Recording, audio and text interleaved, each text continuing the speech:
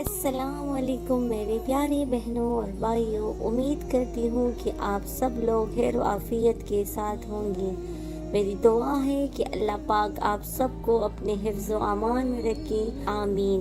اگر آپ میرے چینل پر نیو ہیں اور مجھے سن رہے ہیں تو کائنڈلی میرے چینل کو سبسکرائب کریں، لائک کریں اور کمنٹ میں مجھے بتائیں کہ آپ کو میری ویڈیوز کیسی لگ رہی ہیں۔ فساد کی وجہ اخلاق کی خرابی ہے۔ ہماری موجودہ حالات میں اور اس دور میں اس کی اہمیت اس لیے زیادہ ہے کہ ہمیں اپنے ارد گرد جو فساد پھیلا ہوا نظر آتا ہے، اگر اس پر ہم غور کریں تو یہ نظر آئے گا کہ یہ فساد در حقیقت اس بات پر مبنی ہے کہ آج اخلاق کی درست کرنے کا اہتمام نہیں۔ اگر ہمارے دلوں میں جذبات صحیح پرورش پاتی، نیک خواہشات پیدا ہوتی تو آج ہمیں اپنے گرد پیش میں اتنا بڑا فساد نظر نہ آتا۔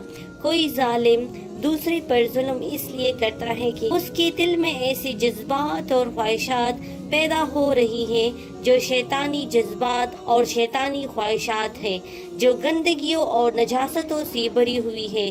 کوئی آدمی عریانی اور فحاشی میں اس لیے مبتلا ہے کہ اس کے دل میں گندی خواہشات اور گندے جذبات پیدا ہو رہے ہیں۔ اگر یہ گندے خیالات اور جذبات پیدا نہ ہوتے تو وہ فحاشی اور عریانی کا کام نہ کرتا۔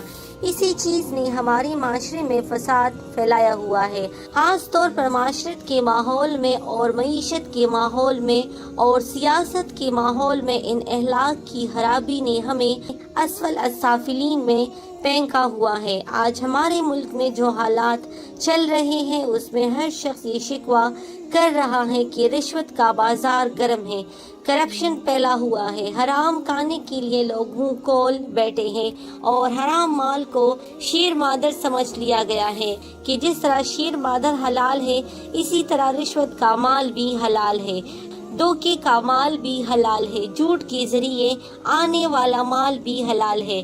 بلکہ بعض اوقات وہ لوگ جو اپنی ذاتی زندگی میں نمازیں پڑھتے ہیں، عبادتیں ادا کرتے ہیں، لیکن جب وہ لوگ دنیا کے کاروبار میں داخل ہوتے ہیں اور روپے پیسے کے معاملات کرتے ہیں تو اس میں حلال و حرام کی تمیز ہی نہیں کرتے۔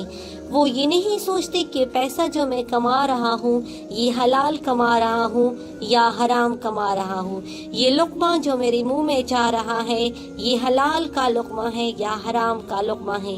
بلکہ آج پیسے حاصل کرنے کے لیے جھوٹ بولنے میں کوئی باک نہیں، جھوٹا سرٹیفکیٹ بنانے میں کوئی خوف نہیں، جھوٹی شہادت دینے میں کوئی آر نہیں۔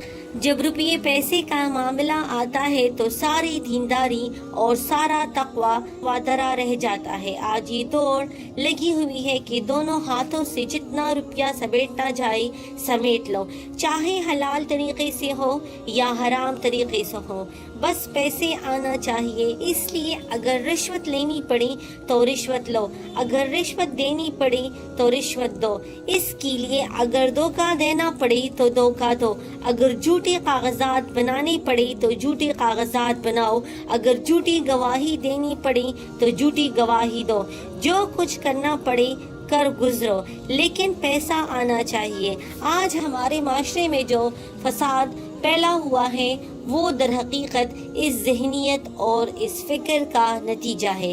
اگر اللہ کی محبت اور اللہ کے رسول اور صلی اللہ علیہ وسلم اور اپنے مسلمان بھائیوں کی محبت دل میں جا گزری ہوتی تو پھر دنیا کی محبت اور دنیا کے مال و دولت کی محبت دل پر غالب نہ ہوتی اور آدمی دنیا کے حصول کے لیے حلال و حرام کو ایک نہ کرتا۔